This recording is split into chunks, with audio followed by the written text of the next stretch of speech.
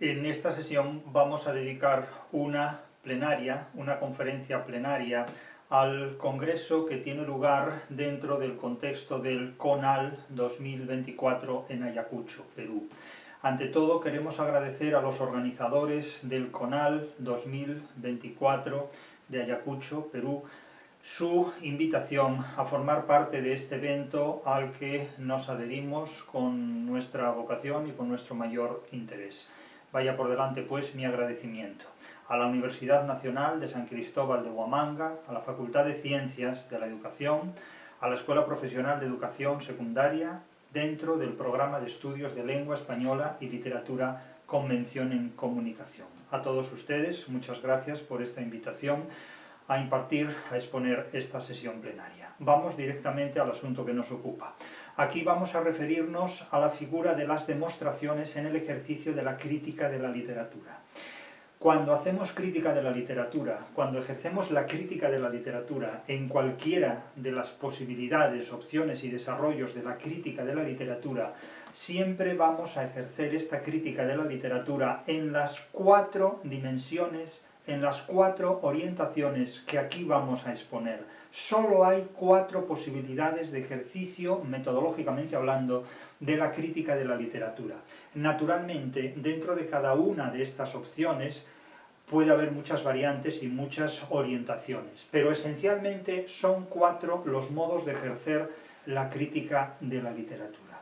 Y antes de hablar propiamente de los 4 métodos de ejercicio de la crítica de la literatura, hay que advertir que la crítica de la literatura es una tendencia, es una operación más en el ejercicio de la teoría de la literatura comparada y de la teoría de los géneros literarios. Vamos a referirnos ahora mismo muy introductoriamente, muy sumariamente a estas 4 orientaciones. En primer lugar, hay que hablar de teoría de la literatura para referirnos a una figura que es la de las definiciones. La teoría de la literatura funciona a través de definiciones. Las definiciones consisten en establecer términos a partir de términos. La teoría de la literatura trabaja con conceptos definidos. Conceptos como puede ser el de soneto, endecasílabo, anacrusis, paralelismo, aposiopesis, narratología, narratario, cronotopo, anáfora. Es decir, la teoría de la literatura trabaja con conceptos. Estos conceptos se articulan en las figuras que todos identificamos como definiciones. Un soneto es una estructura métrica compuesta por 14 sílabas, de tal manera que 2 estrofas constituidas como 2 cuartetos van seguidas o sucesivas de 2 tercetos. Bien, eso es la definición de soneto. La teoría de la literatura trabaja, por tanto, con conceptos y los conceptos se articulan sobre definiciones. Se establecen términos a partir de términos. Bien, por su parte, la teoría de los géneros literarios establece relaciones a partir de términos. La teoría de los géneros literarios establece relaciones a partir de géneros. De tal manera que, dadas una serie de relaciones entre obras literarias, establece unos términos entre ellas. Es decir, la teoría de los géneros literarios procede mediante la relación de obras diferentes, como puede ser El Lazarillo de Tormes, Rinconete y Cortadillo, La Pícara Justina, Vida del Escudero Marcos de Obregón, etcétera, etcétera, y a partir de las relaciones que se dan entre esas obras, establece el término de novela picaresca. Como puede establecer el término de Bildungsroman o novela de aprendizaje a partir de los trabajos de Wilhelm Meister, el propio Lazarillo de Tormes o la novela AMDG de Pérez de Ayala. Es decir, que la teoría de los géneros literarios establece términos, pero a partir de relaciones. O dicho de otra manera, a partir de relaciones establece términos. Si la teoría de la literatura establece definiciones, que son términos a partir de términos, la teoría de los géneros literarios establece términos a partir de relaciones, y esa configuración se la denomina clasificaciones. Es decir, que las definiciones son a la teoría de la literatura, términos a partir de términos, lo que las clasificaciones son a la teoría de los géneros literarios. A partir de relaciones se establecen términos. Bien, nos queda otra variante más, que es la literatura comparada. La literatura comparada establece relaciones a partir de términos, al contrario que los géneros literarios. ¿Por qué? Pues porque la teoría de la literatura comparada, es decir, teoretizar sobre literatura comparada o ejercer literatura comparada, implica que a partir de términos dados se establecen relaciones entre ellos. De hecho, la literatura comparada no es más que el estudio relativo, el estudio que relaciona unas obras con otras. Es decir, la Divina Comedia como una obra que recibe influencias de la Ilíada, o Cervantes como autor que influye en Goethe, por ejemplo. Es decir, que la literatura comparada, digámoslo claramente, a partir de relaciones a partir de términos establece relaciones. A partir de términos como Cervantes o Goethe establece relaciones entre los dos. O a partir de términos como la Divina Comedia de Dante y la Ilíada de Homero establece relaciones entre una y otra obra. O a partir de la Odisea de Homero establece relaciones con el Ulises de Joyce, por ejemplo. Es decir, que la literatura comparada, insisto, parte de términos que relaciona. Primero el término y después la relación. Los géneros literarios proceden del modo contrario. Primero la relación, las obras, y después los términos. Literatura Bildungsroman, literatura de aprendizaje o novela de aprendizaje, etcétera, etcétera. Y por último nos quedan las demostraciones. Las demostraciones son las figuras desde las cuales se ejerce la crítica de la literatura. Es decir, si las definiciones son las figuras que fundamentan la teoría de la literatura, si las clasificaciones son las figuras que fundamentan la teoría de los géneros literarios, si los modelos son las figuras que fundamentan el ejercicio de la literatura comparada, las demostraciones son las figuras que fundamentan el modelo de la crítica literaria, que fundamentan el ejercicio de la crítica literaria. ¿Y cómo operan las demostraciones? Pues las demostraciones operan estableciendo relaciones a partir de relaciones. Si las definiciones establecen términos a partir de términos, las demostraciones establecen relaciones a partir de relaciones.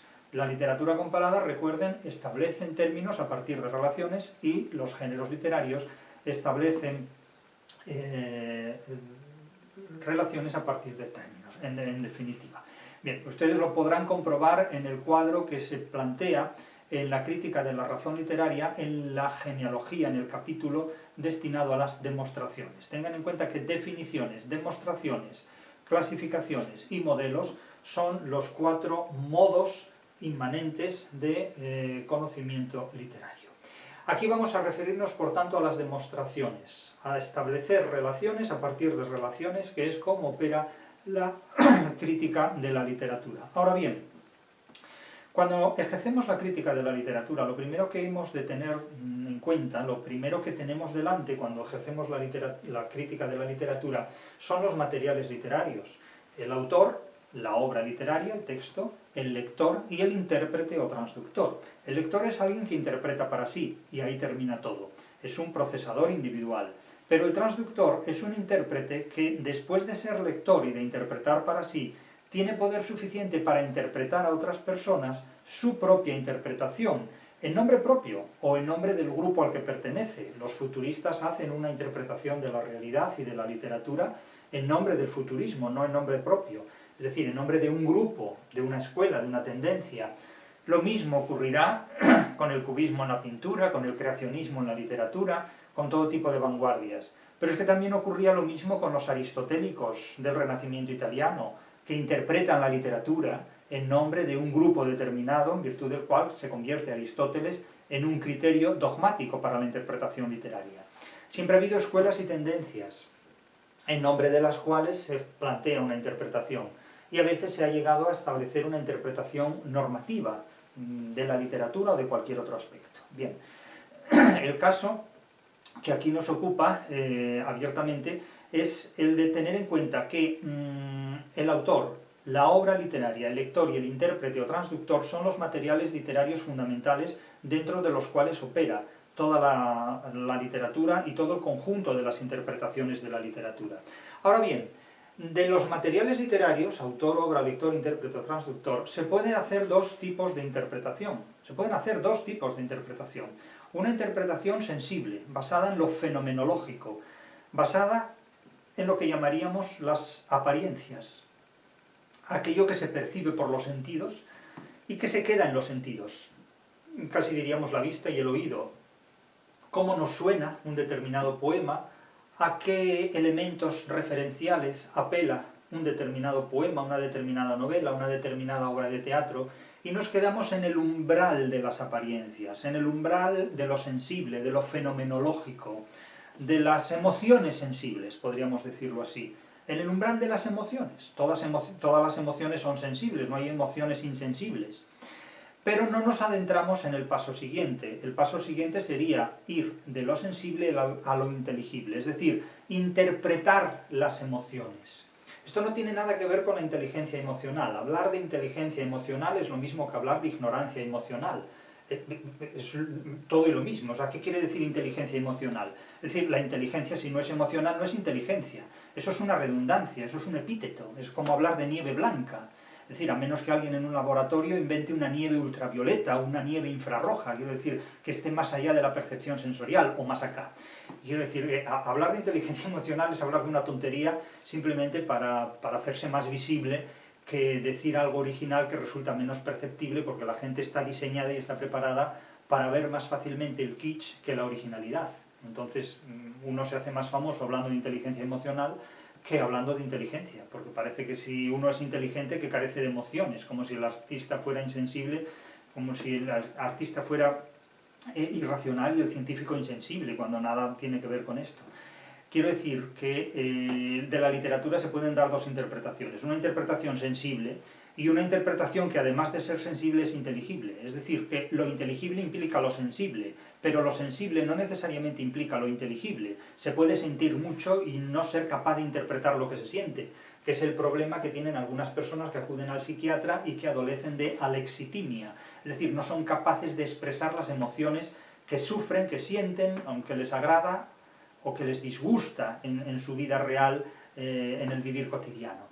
Es decir, que la literatura exige lo inteligible y no se puede limitar a lo sensible. De hecho, el concepto de literatura que tiene el mundo anglosajón, y es el que domina hoy en nuestra cultura, en nuestra sociedad occidental, es reducir la literatura a lo sensible. Entonces se identifica como literatura pues los relatos de Edgar Allan Poe, las novelas de Agatha Christie, o el Harry Potter, o el cómic, o este tipo de cosas. Bien, pero la literatura no puede reducirse a este tipo de cosas. O sea, el Quijote no puede reducirse simplemente a un despliegue de emociones. El Quijote exige una explicación inteligible. La obra de César Vallejo no puede reducirse a un despliegue de emociones. La obra de César Vallejo exige una interpretación inteligente de las emociones que el poeta objetiva en sus poemas. No estudiamos emociones en la literatura.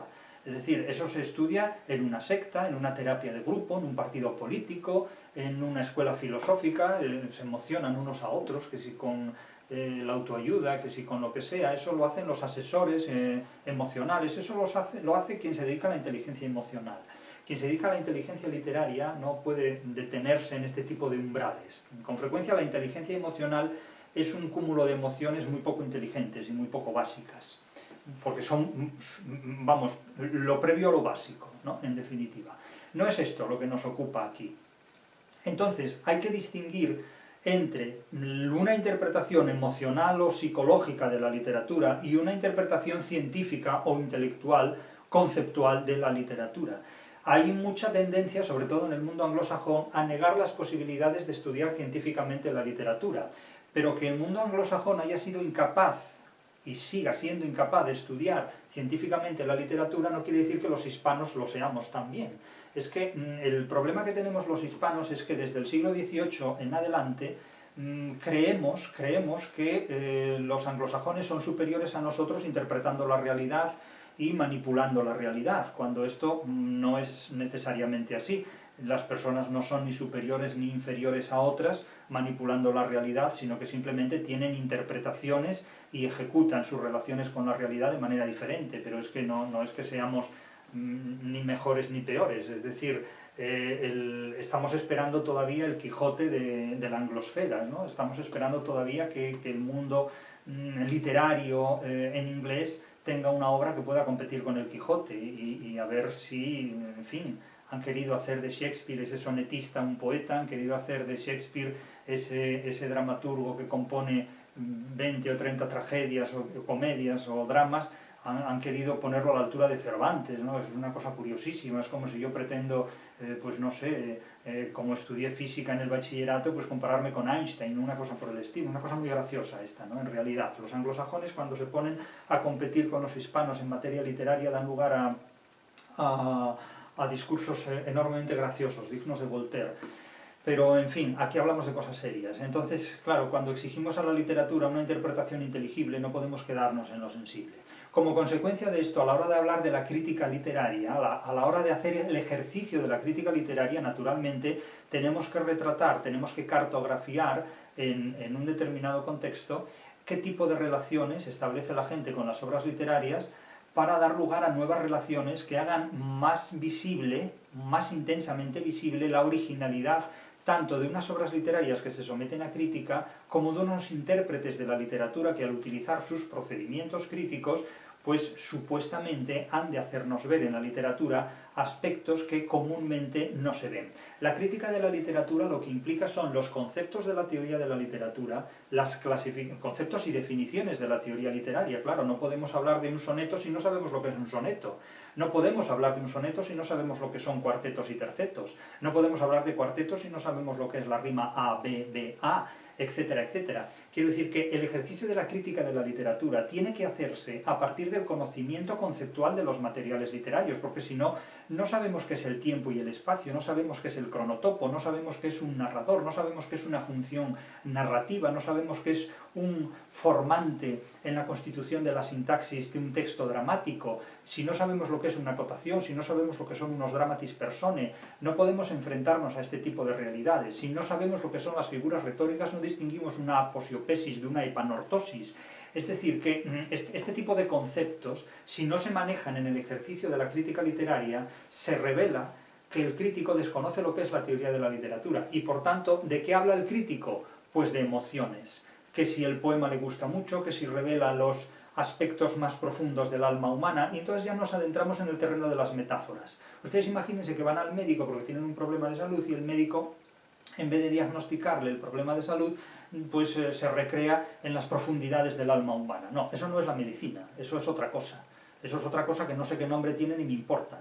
Pero evidentemente ante una dolencia física uno no puede detenerse en rituales metafóricos que no responden a ningún tipo de problema. Ahora bien, que la anglosfera no haya sabido desarrollar un estudio científico de la literatura, incluso teniéndolo delante, porque lo ha generado la tradición hispano-greco-latina, de la que Hispanoamérica forma parte, indudablemente, pues eso no significa que los hispanos tengamos que aceptar los planteamientos tan pobres de la anglosfera para interpretar la literatura. Contra estos planteamientos se escribe, entre otros muchos aspectos, la crítica de la razón literaria. Y cuando se habla de crítica de la literatura, de ejercicio de crítica de la literatura, se tienen que movilizar las definiciones de la teoría de la literatura, las clasificaciones de la teoría de los géneros literarios y los modelos del ejercicio de la literatura comparada. Entonces, ¿qué es lo que tenemos cuando ejercemos la crítica literaria? La crítica literaria se enfrenta a materiales literarios y, por tanto, ha de dar cuenta de interpretaciones literarias, ha de exponer interpretaciones literarias. Y como decía hace un momento, las interpretaciones literarias son de dos tipos, sensibles o inteligibles. Las interpretaciones literarias sensibles pueden ser racionales o irracionales, según estén basadas en ideas racionales o en ideas irracionales, en impulsos racionales o en criterios irracionales. Claro, las interpretaciones literarias sensibles basadas en ideas irracionales o en impulsos irracionales dan lugar al mito, la magia y la religión. Básicamente, dan lugar eso, al mito, la magia y la religión. Ustedes imagínense que tienen que interpretar un poema de Sor Juana Inés de la Cruz.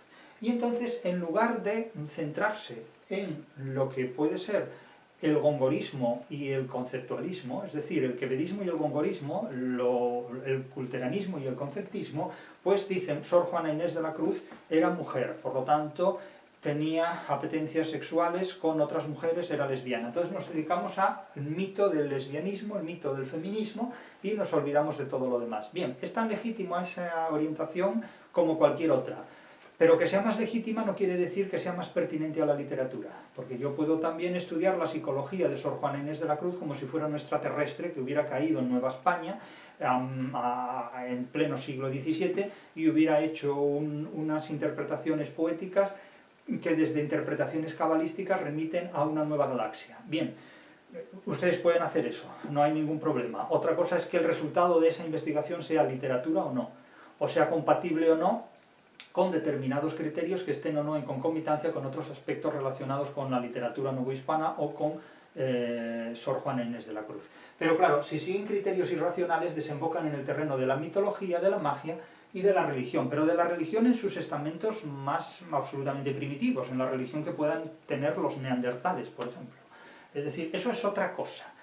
Adviertan que los planteamientos que la anglosfera propone para la interpretación de la literatura tienen mucho que ver con ideas sensibles desarrolladas irracionalmente, con todo tipo de mitologías que son muy rentables desde un punto de vista económico a las universidades, porque sirven de fundamento a las ideologías que remiten a culturas antiguas, a culturas primitivas, a una especie de nostalgia de la barbarie.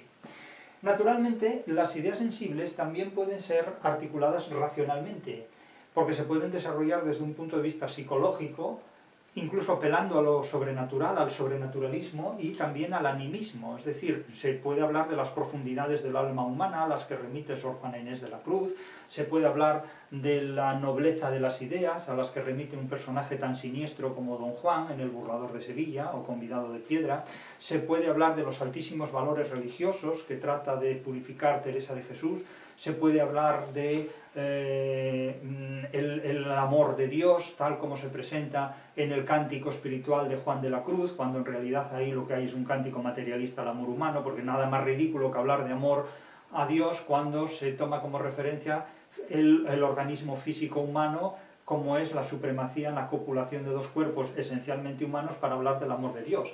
Claro, no deja de ser irónico este comparatismo. Entonces, claro, hay también un racionalismo sensible, un racionalismo idealista, pero las interpretaciones literarias en el ejercicio de la crítica deben superar estas cuestiones, deben superar completamente estas cuestiones. Tengan en cuenta que alguien como Vargas Llosa, tan reconocido y tan célebre y tan famoso, cuando hace crítica literaria hace, a mi juicio, una crítica literaria pésima, porque se va completamente a través de metáforas míticas, mágicas, religiosas. Entonces dice que la literatura es la llama viva que ilumina la mente humana. Bueno, ese tipo de cosas es confundir, en definitiva, la literatura con una cerilla o con una antorcha olímpica, pero es que la literatura no se puede explicar a través de esas metáforas.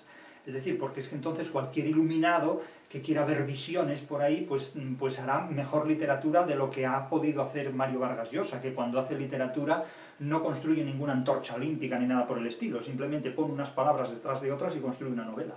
Pero, claro, el caso de muchos escritores, entre ellos Borges sobre todo, que se dedica a dar definiciones de literatura que son completamente retóricas, vacuas, que estimulan la emoción del oyente porque son eufónicas, suenan muy bien, pero no nos dicen absolutamente nada. No nos dicen absolutamente nada. Es como si un médico definiera el cáncer como la destrucción física, la apocalipsis del cuerpo humano. Vale, esa es una descripción completamente metafórica, pero el cáncer responde a unos procedimientos químicos y biológicos que hay que contrarrestar no simplemente con palabras, ¿no? Entonces, claro, la crítica literaria que se desarrolla a través de procedimientos irracionales que se desembocan en el mito, la magia y la religión, o de procedimientos racionales más sofisticados que se disuelven completamente en interpretaciones psicológicas, sobrenaturalistas o animistas, metafóricas, todas ellas, es una crítica literaria realmente muy pobre. Es la crítica literaria en la que se mueven sobre todo Terry Eagleton o George Steiner o el propio Harold Bloom, diciendo que Shakespeare es genial, Shakespeare es genial, Shakespeare es genial, vale. Pero ¿me quiere explicar usted en qué consiste la genialidad? Sea la de Shakespeare, sea la de Marlon Brando, o sea simplemente la de un artículo publicitario, la de un cartel publicitario. Claro, ¿me quieren explicar ustedes en qué consiste la genialidad? Porque ustedes hablan de genialidad, sobre todo los anglosajones, sin explicar en qué consiste la genialidad. Claro, dices que la música de Beethoven es genial, vale, pero ¿me quiere explicar usted por qué la música de Beethoven es genial y la mía no, por ejemplo? ¿Eh? Claro, porque hay diferencias obvias, pero ¿puede explicar usted esas diferencias obvias? ¿Por qué la música de Mozart es original y por qué la música de Mahler es genial hoy, pero no lo fue en su momento, cuando comienza a componer, por ejemplo? Claro, es que estas son las cuestiones que debe explicar el ejercicio de cualquier crítica, en este caso la literaria. Vamos ahora a dar un paso más. Imaginemos que la crítica literaria llega a un umbral superior a lo sensible y se adentra en lo inteligible. Claro, la crítica literaria, cuando aborda desde exigencias inteligibles, desde procedimientos inteligibles, no solo sensibles, no solo emocionales, no solo psicológicos, la interpretación de los materiales literarios, puede hacerlo de manera crítica o de manera acrítica. Es decir, si lo hace de manera crítica establecerá valores y contravalores, dialécticamente, enfrentará unas posiciones a otras y tomará partido por unas o por otras, dirimiéndolas conforme a determinados criterios, porque la crítica exige criterios, no se puede hacer crítica sin criterios. Ahí está el problema. Pero claro, ¿qué sucede cuando hacemos una crítica inteligible pero sin criterios? Es decir, acríticamente. Pues aquí hay una paradoja que habrá que explicar. La crítica literaria inteligible, fundamentada con criterios, valga la redundancia, naturalmente es dialéctica. Es dialéctica porque enfrenta unas ideas con otras. Y al enfrentar unas ideas con otras se notan las desigualdades, se advierten las diferencias y se pone de manifiesto lo que hay de disforme entre unas y otras razones. Claro, porque decir que Sor Juana Inés de la Cruz es un marciano que aterrizó en Nueva España e introdujo las tendencias poéticas de otras galaxias, pues quizás a lo mejor en un mundo de psicópatas esta idea pueda prosperar, pero si ustedes hacen una oposición a una universidad planteando como tesis esto, probablemente les dirán que eso no es así. Les dirán que no es así. Ustedes pueden alegar que se sienten Sor Juana Inés de la Cruz, que se sienten Cacatúa o que se sienten lo que quieran, pero es que por el momento nuestra sociedad todavía no ha llegado a este extremo. Con el tiempo llegará, todo es cuestión de años, de echarle años, pero por el momento no. Entonces, ¿qué ocurre? Que al establecer diferentes contrastes entre interpretaciones, si alguien dice que Sor Juana Inés de la Cruz fue una monja que vivió en Nueva España a lo largo del siglo XVII y que conjuntó el culteranismo con el conceptismo, superando a Góngora y Quevedo y siendo original en un concepto de poesía que desarrolló pues, un papel muy importante en la historia de la literatura española y universal, pues esa tesis es más coherente que la otra. Pero eso ya implica establecer una serie de valores y contravalores. Por otro lado, necesitarán acudir a la ciencia literaria. Tienen que ubicar a Sor Juana Inés de la Cruz dentro de una tradición literaria en la cual Sor Juana Inés de la Cruz pone sobre la mesa ideas originales y formas literarias originales combinadas de una manera que con anterioridad no lo habían estado, no habían sido combinadas de ese mismo modo. Es decir, alguien es genial cuando plantea ideas nuevas bajo formas también nuevas, pero para identificar ese concepto de genialidad es necesario manejar una serie de definiciones en teoría de la literatura, establecer una serie de clasificaciones a partir de géneros literarios y desarrollar una serie de modelos comparando términos literarios a los que hay que relacionar entre sí, para después ejercer toda la crítica literaria. Es que las demostraciones no ocupan el primer estadio de la investigación literaria, las demostraciones son el resultado de operaciones de teoría de la literatura, de operaciones de géneros literarios y de operaciones de literatura comparada. Manejando esos arsenales, uno puede llegar a establecer demostraciones literarias, es decir, establecer relaciones a partir de relaciones que den lugar a una crítica literaria de peso y de solvencia, superando lo sensible irracional y lo sensible racional, y adentrándose en lo inteligible, dialéctico, crítico y también filosófico. Hay filosofías críticas que son muy competentes, del mismo modo que también hay otras filosofías idealistas que nos remiten al mito, la magia y la religión. Pero a eso no nos entregamos, es decir, nosotros exigimos una interpretación literaria basada en la ciencia, en el conocimiento científico de los materiales literarios que los anglosajones niegan, porque no lo conocen o porque son impotentes a la hora de ejercerlo, y entonces una de las características del impotente es que no permite que otros sean potentes. Entonces, como yo no puedo hacer esto, no puedo permitir que esto se pueda hacer.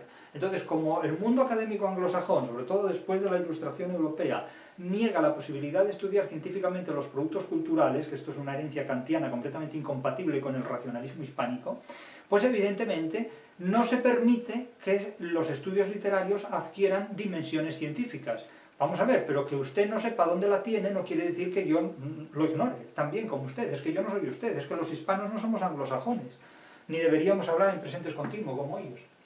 Por lo tanto, la crítica literaria basada en criterios, basada en normas críticas, se apoya en la dialéctica, en la ciencia y en la filosofía crítica. Pero ¿qué ocurre cuando se ejerce la crítica literaria acríticamente? Cuando se ejerce la crítica literaria aparentando utilizar criterios, pero sin embargo sin hacerlo de manera efectiva, pues que se utiliza lo inteligible acríticamente. Claro, ¿qué es lo inteligible acrítico? Pues lo inteligible acrítico supone a basarse en una ideología, basarse en una ideología.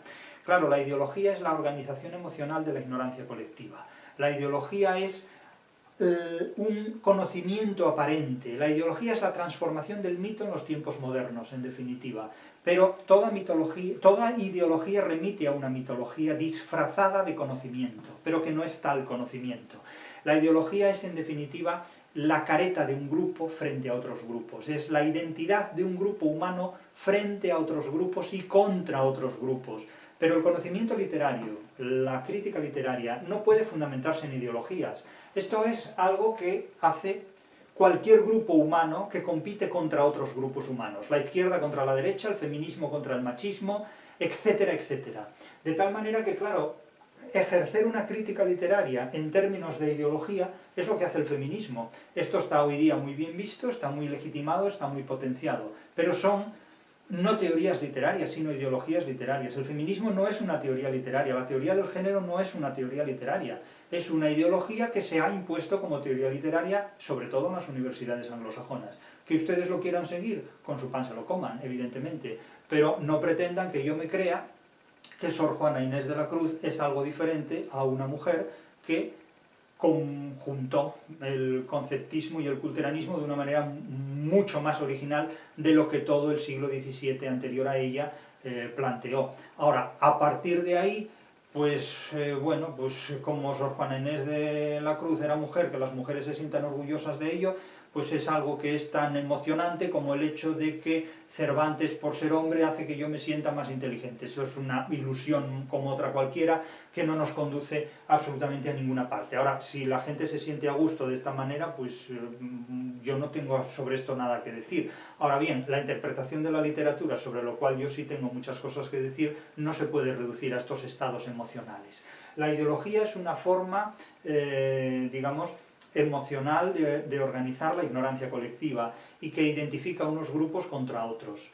Reducir la interpretación de la literatura a criterios acríticamente ideológicos implica ver la paja en el ojo ajeno pero no la viga en el propio. Ahora bien, cada cual que haga lo que quiera.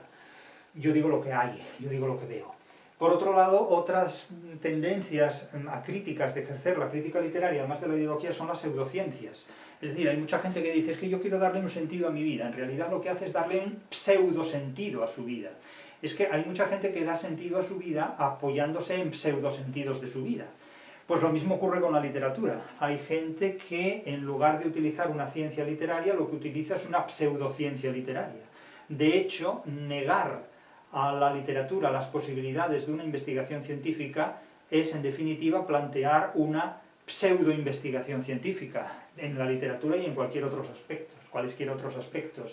Es decir, que apoyarse en las ideologías, en las pseudociencias, y luego en creencias varias que ya no simplemente pueden limitarse a la teología. Por ejemplo, reducir toda la interpretación de Calderón de la Barca a la teología del Concilio de Trento, o reducir la interpretación del Cántico Espiritual de Juan de la Cruz a la ideología católica contrarreformista. Claro, eso es encapsular la creación literaria en el código de una religión. La literatura es superior e irreductible a cualquier código religioso, es superior e irreductible a los límites de cualquier pseudociencia, y es superior e irreductible a cualquier ideología. Sor Juana Inés no cabe en el feminismo, porque Sor Juana Inés de la Cruz es superior completamente a las posibilidades que la ideología feminista pueda verter sobre ella. Del mismo modo que Cervantes es superior e irreductible al siglo de oro español porque alcanza una proyección universal. Es decir que, si nosotros tratamos de interpretar, por ejemplo, Cervantes desde el pensamiento de la derecha española, veremos que podemos hacer muy poco, porque Cervantes es superior e irreductible a la derecha. Si lo queremos interpretar desde el pensamiento de la izquierda española, veremos que tampoco tenemos nada que hacer, porque Cervantes, como un pez, no se deja coger por ninguna ideología fácilmente. Es decir, que cuando las ideologías tratan de apoderarse de la literatura a través del ejercicio de la crítica literaria que llevan a cabo críticos literarios relativamente astutos que trabajan para una ideología, para una pseudociencia o para creencias varias, el resultado es una crítica literaria que nace ya completamente devaluada. Puede resultar muy aplaudida por los defensores de un gremio frente a otros gremios, pero eso no significa que alcance un gran valor a la hora de interpretar textos literarios, porque como digo, Sor Juana Inés de la Cruz es superior e irreductible al feminismo, Lorca es superior e irreductible al feminismo, Cervantes es superior e irreductible a la izquierda o a la derecha políticas, que han tratado a veces, siempre y sin éxito, de considerarlo como un emblema de sus ideas o de sus criterios. Incluso Calderón, que cabe dentro del pensamiento teológico católico, como el propio Dante también, exigen una lectura que va mucho más allá de los límites que el catolicismo o que la teología cristiana puede imponer a obras como El alcalde de Zalamea, La vida es sueño, o Los entremeses, el teatro menor, el llamado género chico de Calderón de la Barca. Por lo tanto, no podemos reducir la literatura a estos esquemas y a estas limitaciones ideológicas, pseudocientíficas o de creencias varias, sean religiosas, sean de nuevo ideológicas. Es decir, la Eneida es superior y irreductible al ecologismo. Es decir, la literatura pastoril del siglo XVI es superior y irreductible a la llamada ecocrítica, que es otro invento anglosajón completamente absurdo y que nada tiene que ver ni con la ecología ni con la literatura. Eso es una manera de enajenar a gente con mala formación literaria para que hagan construcciones literarias que nacen muertas, literalmente nacen muertas. Entonces, ¿qué es lo que tenemos en definitiva para desembocar en lo que son las demostraciones? Vamos a explicarlo de nuevo desde otro planteamiento para ver con más luminosidad la argumentación que sostenemos. Las demostraciones, en definitiva, son relaciones que se establecen a partir de relaciones después de haber movilizado, después de haber utilizado la totalidad de los materiales literarios. Las definiciones de la teoría de la literatura, las clasificaciones de los géneros literarios y los modelos de la literatura comparada. En este contexto tenemos que distinguir un eje horizontal y un eje vertical. En el eje horizontal tenemos la crítica que podrá ser de dos tipos, sensible o inteligible, es decir, vamos a introducir nuevos términos ya conocidos, epistemológica o sensible y gnoseológica o inteligible. Claro, la crítica epistemológica es la crítica que se basa en la oposición objeto-sujeto.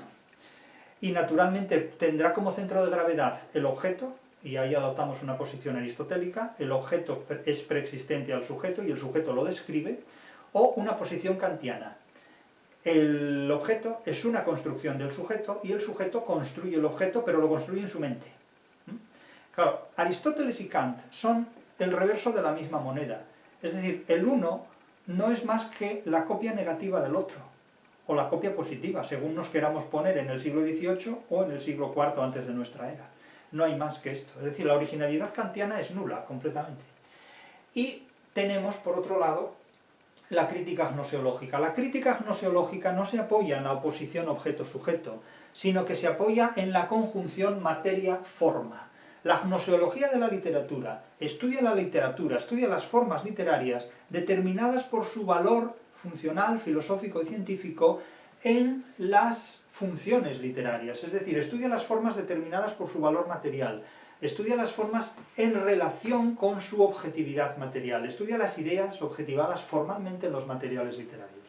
Ese es el planteamiento en el que se mueve la crítica de la razón literaria. La gnoseología, en definitiva, se basa en una crítica literaria en la que se observan, se analizan, operan conjuntamente la materia y la forma de los materiales literarios, y rechaza la interpretación epistemológica en virtud de la cual el sujeto construye un objeto a su imagen y semejanza, construye subjetivamente el objeto literario. Es decir, si yo interpreto subjetivamente a la poesía de Sor Juana Inés de la Cruz, no estoy haciendo crítica objetiva. De ahí que el mundo anglosajón haya inventado la cantinela de que toda crítica es subjetiva. Toda crítica es subjetiva si se construye subjetivamente, pero la crítica que se construye objetivamente es tan objetiva como la ciencia objetiva, en definitiva. Es decir, si yo digo que un soneto es una estructura métrica compuesta por 2 cuartetos y 2 tercetos, eso es más objetivo que la Catedral de Puebla, vamos, evidentemente. Entonces, eso no hay posibilidad de negarlo, indudablemente. No hay posibilidad de negar esto. Por lo tanto, aquí rechazamos la crítica literaria basada en criterios epistemológicos y optamos por la crítica literaria fundamentada en criterios gnoseológicos sobre la conjunción materia-forma de los materiales y las formas literarios. Pero por otro lado, en el eje vertical, tenemos los hechos literarios, la ontología literaria, autores, obras, mensajes, lectores, intérpretes o transductores. Y naturalmente, como he dicho antes, una obra literaria puede interpretarse de manera sensible, de manera fenoménica, diría Kant, o de manera esencial, de manera estructural. Es que no es lo mismo interpretar los fenómenos sensibles que interpretar los conceptos objetivos. Es que no es lo mismo interpretar a Sor Juana Inés de la Cruz como mujer o como monja, o como lesbiana, que interpretar la poesía de Sor Juana Inés de la Cruz como un despliegue de estructuras métricas, como sonetista, como autora de obras de teatro, etcétera, etcétera. Es que no es lo mismo interpretar los conceptos que las emociones literarias. Lo que hace, digamos, inteligible la crítica literaria es la interpretación no ideal, sino material, de los conceptos literarios sobre los cuales se construye la propia literatura. Pero claro, si en lugar de interpretar conceptos literarios interpretamos las ideas literarias que el crítico tiene en la cabeza, entonces ejercemos una crítica epistemológica donde el objeto se difumina completamente en los impulsos psicológicos del crítico, del lector, kantianamente, ¿verdad? Entonces yo no hablo de Sor Juana Inés de la Cruz, yo hablo de la Sor Juana Inés de la Cruz que llevo en mi cabeza, o en mi corazón, o en mis riñones, o en otra cosa que no voy a decir, que rima con riñones, ¿no? Pero claro, ese no es el lugar en el que debe habitar Sor Juana Inés de la Cruz, evidentemente, no es el lugar, no es el lugar. Es decir, el lugar de Sor Juana Inés de la Cruz no es la conciencia idealista del intérprete, sino que son los valores y las formas y los materiales objetivamente construidos en la literatura que esta señora diseñó allá por el siglo XVII en Nueva España, en definitiva. Por lo tanto, claro, ¿qué es lo que ocurre si cruzamos estos criterios? ¿Qué es lo que ocurre cuando ejercemos una interpretación sensible de los hechos literarios desde el punto de vista de una epistemología? Pues lo que ocurre es que el sujeto se come al objeto. Lo que ocurre es que desembocamos en un descriptivismo idealista, en una descripción completamente idealista de aquello que el sujeto tiene en la cabeza acerca de la literatura. Y aquí pues nos vamos por el camino del mito, la magia, la revisión y todo lo que queramos. Porque como no hay un criterio que nos ate a la realidad, podemos fantasear todo lo que nos apetezca, porque los límites los pone la imaginación del sujeto, pero eso no es hacer crítica literaria, eso es hacer una novela, eso es hacer un nuevo poema más, en definitiva, que podrá ser bueno, malo, regular o pésimo, pero eso ya dependerá de nuestra capacidad creativa. Eso es un empirismo idealista, eso es hacer prácticas ideales con textos literarios, convirtiendo los textos literarios en ocurrencias que venderán más o menos y que darán fama a quien las plantea, pero que dejan muy en el olvido lo que es la exigencia de la literatura. ¿Qué es lo que ocurre, por ejemplo, cuando en lugar de hacer una interpretación sensible o fenoménica de los materiales literarios, hacemos una interpretación ideal de los conceptos? Sí, podemos hacer una interpretación crítica de los conceptos literarios, pero cuando idealizamos los conceptos literarios incurrimos en el problema teórico que afectó enormemente al estructuralismo, al formalismo ruso, a todas las teorías literarias del siglo XX que fueron terriblemente teoreticistas, terriblemente formalistas, desde la escuela morfológica alemana ya en el siglo XIX, atravesando el formalismo ruso, el New Criticism alemán, el neoformalismo francés, incluso la escuela de la cultura y de la semiótica de Tartu, no hablemos ya de la teoría de los polisistemas de Itamar Ebenzoar, es decir, son teorías literarias que han idealizado los conceptos de interpretación literaria hasta tal punto que piensen que, por ejemplo, la lingüística estructural no ve a los protagonistas de las palabras o de las oraciones, no ve que Pepito come manzanas, sino ve un sujeto, un verbo y un predicado. Entonces, ¿qué es lo que ocurre con este tipo de teorías? Pues que la literatura se pierde de vista completamente. Entonces no hay un poeta, porque el autor ha muerto, dirá Roland Barthes. Lo que hay es un sujeto poético. Hombre, Sor Juana Inés de la Cruz es superior y irreductible a un sujeto poético. Es que aquí hemos pasado del extremismo feminista a un sujeto poético. ¿Cómo me dicen, por ejemplo, que Cervantes es un sujeto narrativo? Cervantes es superior y irreductible al sujeto narrativo. ¿Cómo puede decir alguien como Roland Barthes, el autor ha muerto? ¿Y qué pasa, que el Quijote se escribió solo? Vamos a ver, esto no es serio. Y luego vendrá Michel Foucault y dirá que el autor es una función, porque claro, Michel Foucault tiene que ser original después de lo que ha dicho Roland Barthes, y no se va a quedar todo en Roland Barthes. Entonces, es un despliegue de hiperformalismos que pierden de vista completamente la realidad. El problema de este tipo de crítica literaria, que pone el énfasis en la teoría y en las formas, de manera además muy inteligible, es que pierde de vista la realidad. Imagínense ustedes que un químico perdiera la vista de la realidad y se quedara solamente con la tabla periódica de los elementos químicos. Se quedaría con fórmulas, pero no se quedaría con la realidad. Es decir, viviría en un limbo de fórmulas, pero al margen de la realidad del mundo que ha hecho posible esa formulación. Es que el problema in extremis de la crítica literaria que diviniza las formas es que si algo falla, la culpa la tiene la realidad. Es el problema de los estructuralismos que se desarrollaron sobre todo en la época de 1960, 1970 y también en la Universidad Española que yo conocí, de 1980. Era terrible, la presencia de los estructuralismos era terrible. Como alguien hablara del autor en aquellos momentos, lo crucificaban vivo completamente, ¿no? Lo crucificaban vivo, porque se suponía que el autor había muerto. Es decir, las oraciones no tenían seres humanos detrás, tenían sujetos gramaticales, y las obras literarias no tenían seres humanos detrás, tenían simplemente sujetos poéticos, o voces, o narradores, o entidades locutivas. Claro, esto llegó a suponer que la teoría de la literatura perdió de vista la realidad. Y claro, esto es la idolatría de las formas, insisto, hasta tal punto que si algo falla, la culpa la tiene la realidad, pero no la tiene la teoría de la literatura.